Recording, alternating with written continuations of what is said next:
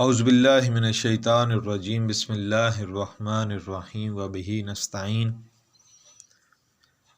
عزیزان گرامی، ماہ مبارک کے یہ پربرکت ایام آہستہ آہستہ اپنے اختتام کی جانب بڑھ رہے ہیں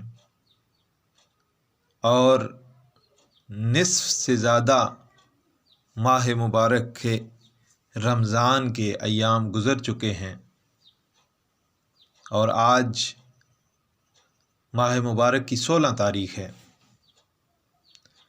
خداوند عالم ہمیں جس طرح حق ہے اس ماہ مبارک کی برکات سے استفادہ کرنے کا، اس طرح استفادہ کرنے کی توفیق عطا فرمائے،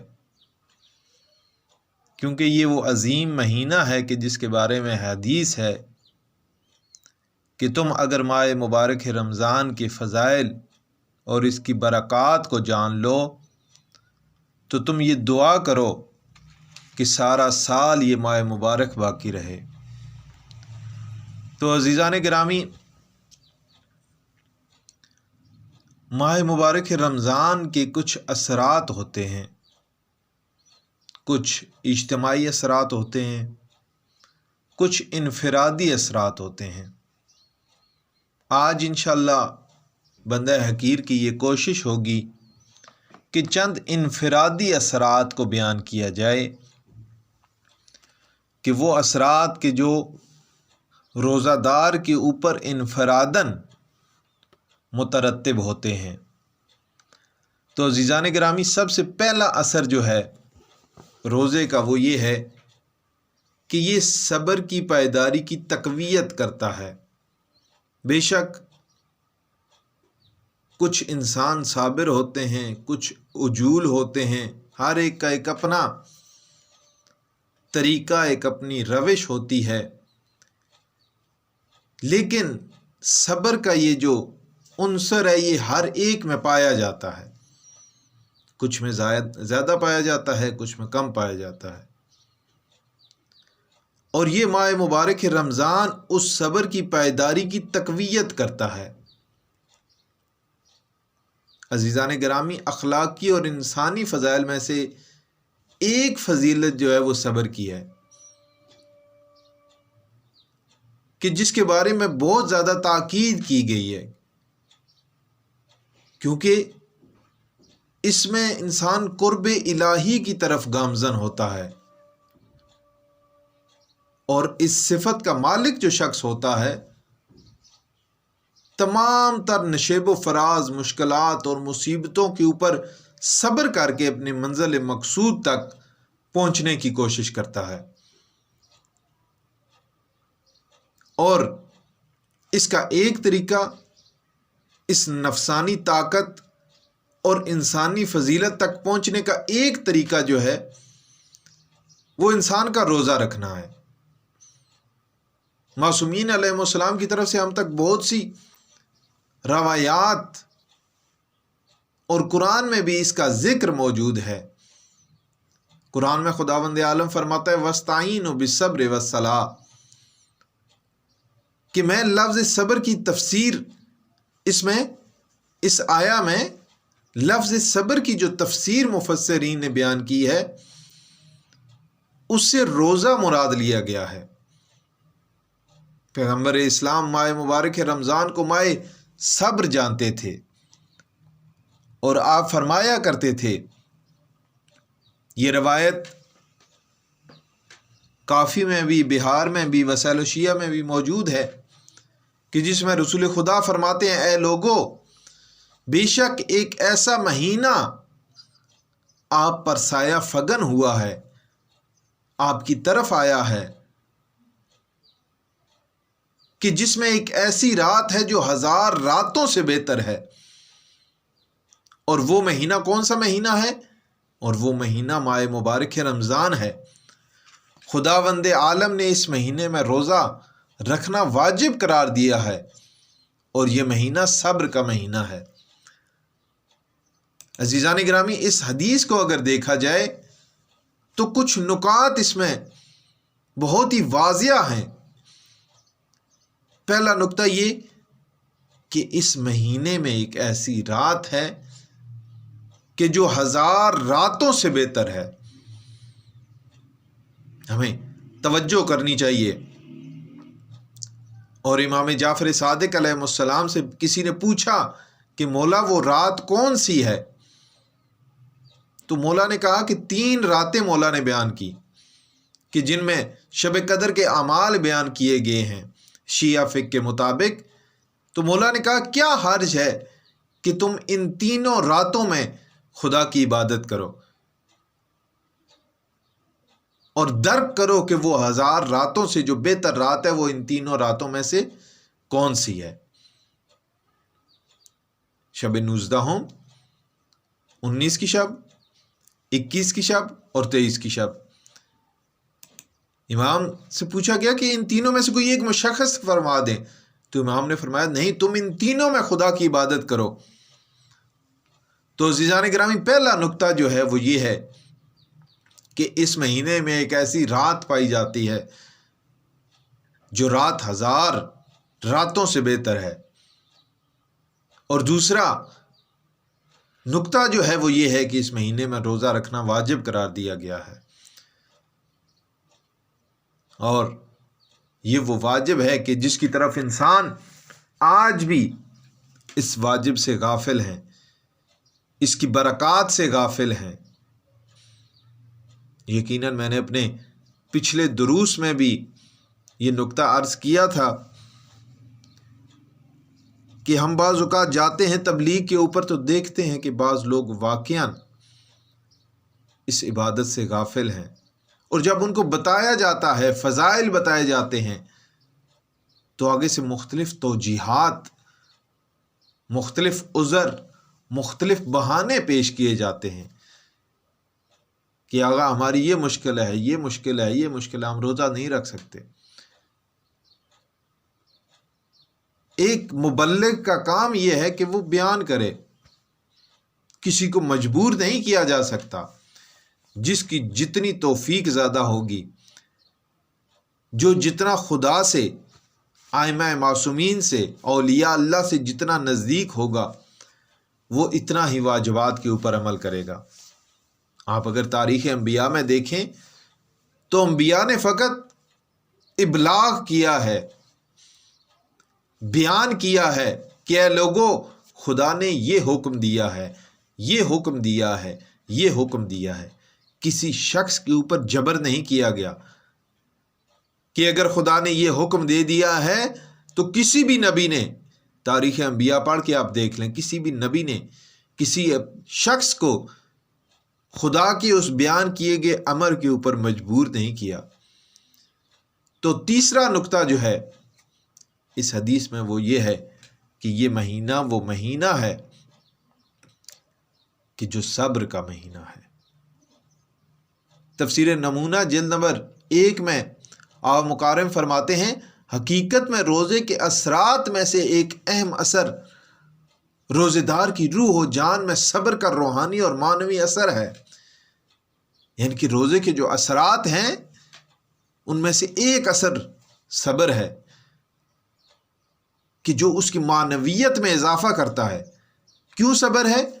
اس وجہ سے کیونکہ روزہ بھوک اور پیاس کے مقابلے میں عارضی طور پر محدودیت کا قائل ہو جاتا ہے، کہ جس کی وجہ سے انسان میں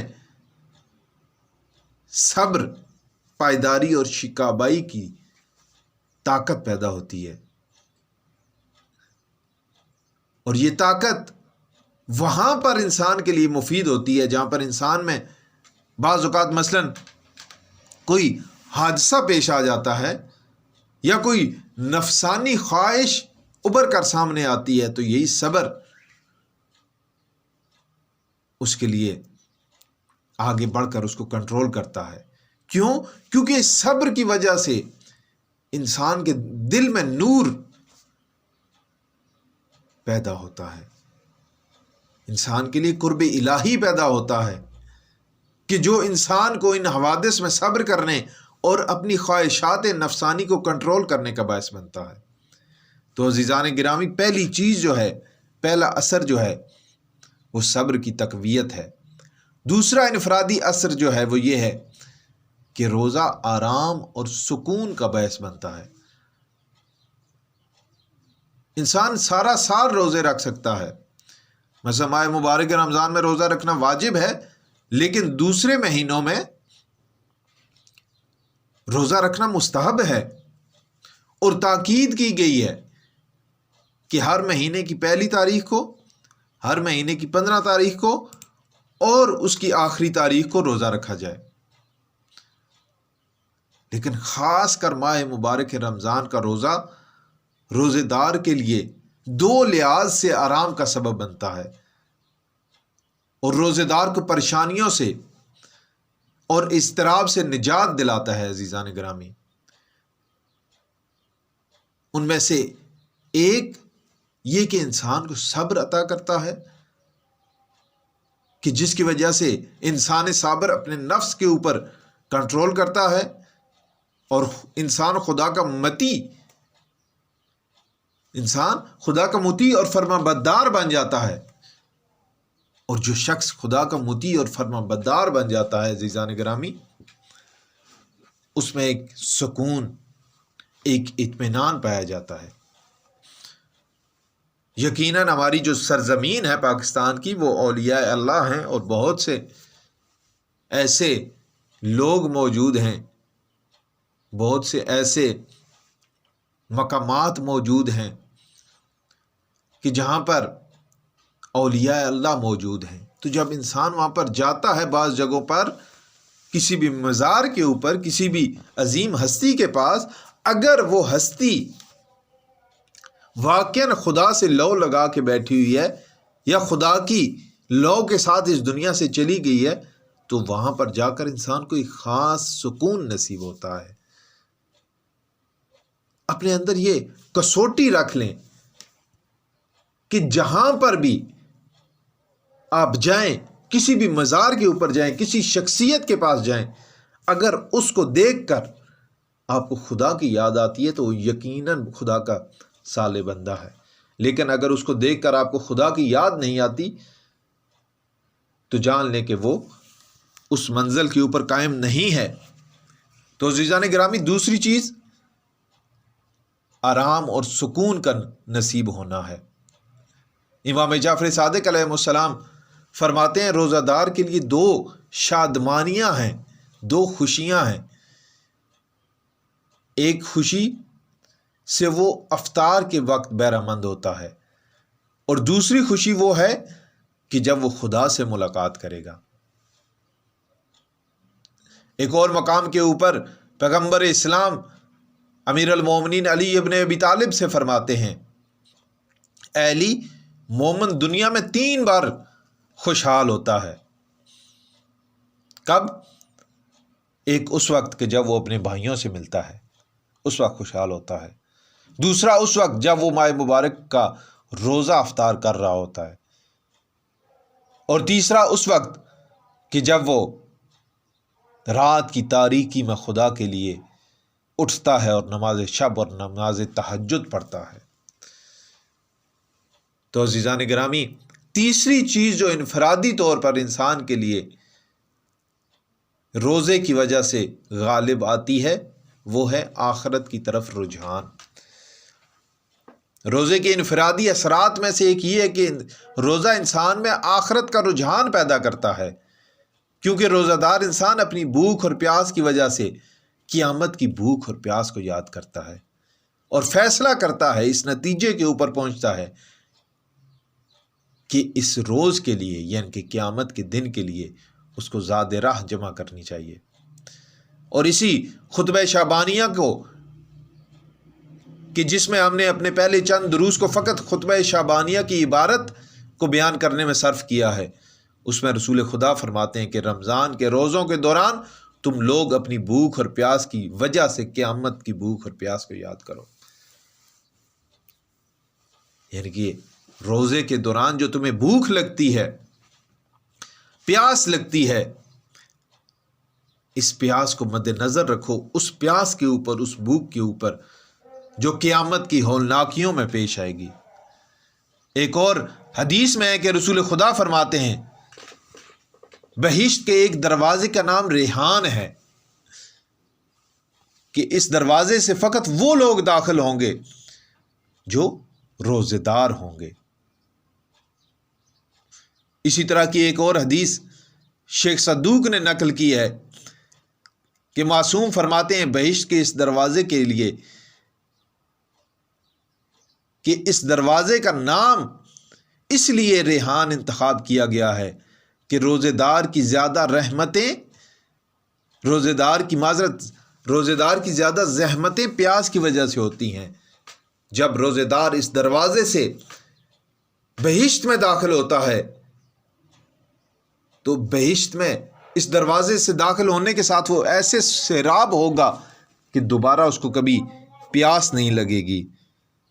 عزیزان گرامی، ہمیں خداوند عالم کی بارگاہ میں اس بات کا اقرار کرنا چاہیے کہ ہم تیرے گناہ گار بندے ہیں، اور تو اپنی رحمت کے ساتھ ہمیں ان ایام کی سختیوں پر قابو پانے کی توفیق عطا فرما۔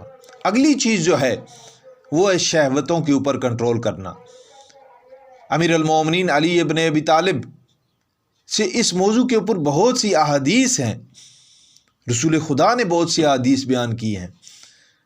رسول خدا فرماتے ہیں اے جوانوں، جو بھی تم میں سے بہتر زندگی گزارنا چاہتا ہے تو وہ ازدواج کرے، کیونکہ ازدواج نظروں اور شرمگاہ کی حفاظت کے لیے بہتر ہے، اور جس میں ازدواج کے لیے مالی طاقت نہ ہو وہ روزہ رکھے، کیونکہ روزہ اس کے لیے شہوت پر کنٹرول کرنے کا سبب بنتا ہے۔